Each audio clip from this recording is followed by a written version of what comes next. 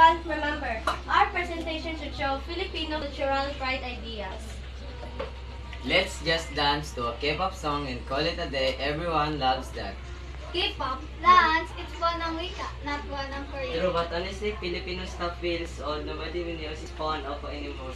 And that's exactly the problem. We're forgetting what makes us Filipino. Well, abroad, Filipino find it weird when Filipino eat with their hands. Or when we say, tara, kain tayo. It's embarrassing sometimes. Embarrassing? That's hospitality. It's one of our best traits.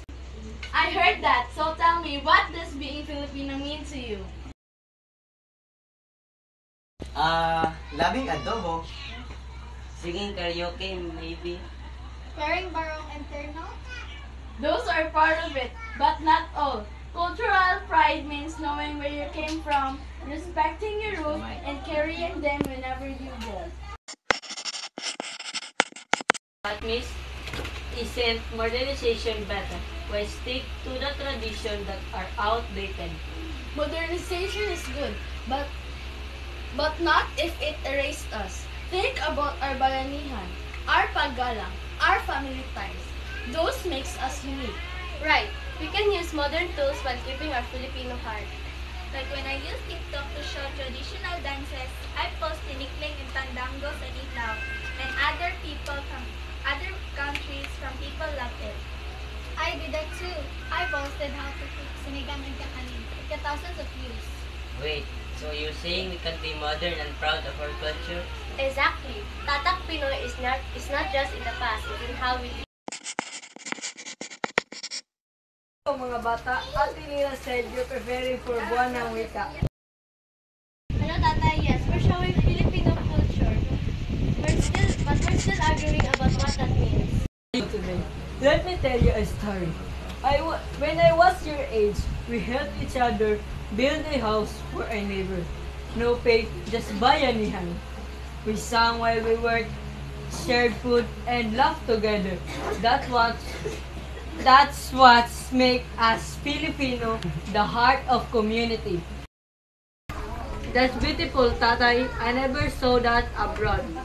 Need to be in province to live with. Every time you help a classmate, show respect or take pride in speaking Filipino.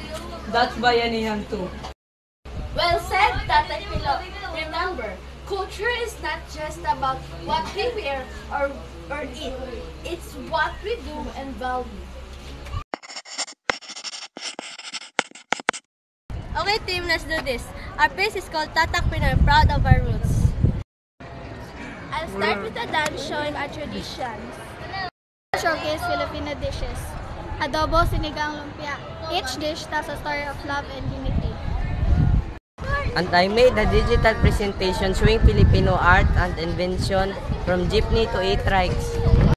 I rap Tagalog in English modern but Pinoy. Tigas man ng ulo. And together we'll say, We are Filipinos, rooted in the past, rising in the present, and proud for the future. Tatak Pinoy, tatak ng puso. I rap Tagalog in English modern but Pinoy.